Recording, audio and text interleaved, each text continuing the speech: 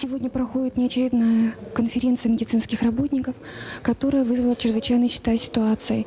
Медицинское обслуживание находится на неудовлетворительном уровне.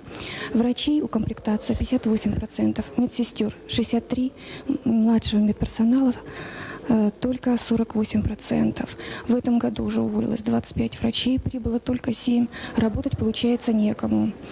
Если сейчас больница примет 58 врачей, укомплектованность станет 75%. То есть это тот минимум, с которым можно работать. Летом сокращено 40 коек. Из них 20 травматологических, 10 хирургических, 10 смешанное отделение.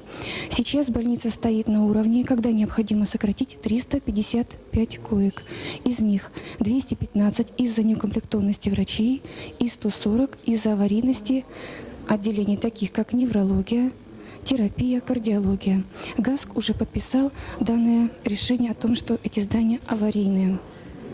Если смотреть на педиатрию, сегодня выступали и главный врач, и замглавного врача, выступала заведующая педиатрическим отделением поликлиническим Остапенко, которая привела следующие цифры. Укомплектованность врачей прямо сказывается на здоровье населения.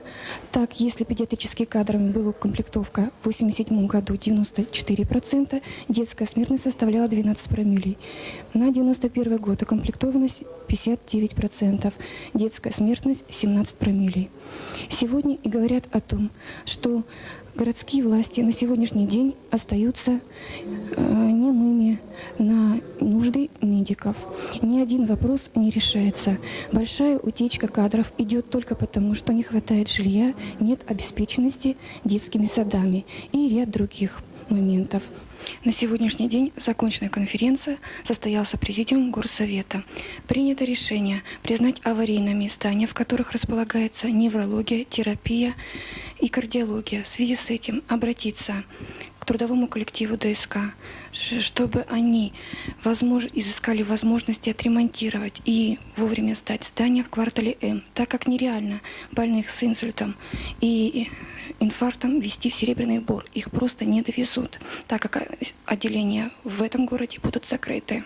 Кроме того, в связи с создавшимся положением, вынести на очередную сессию Горсовета, которая состоится 23 октября, вопрос о состоянии здравоохранения в городе. И, наверное,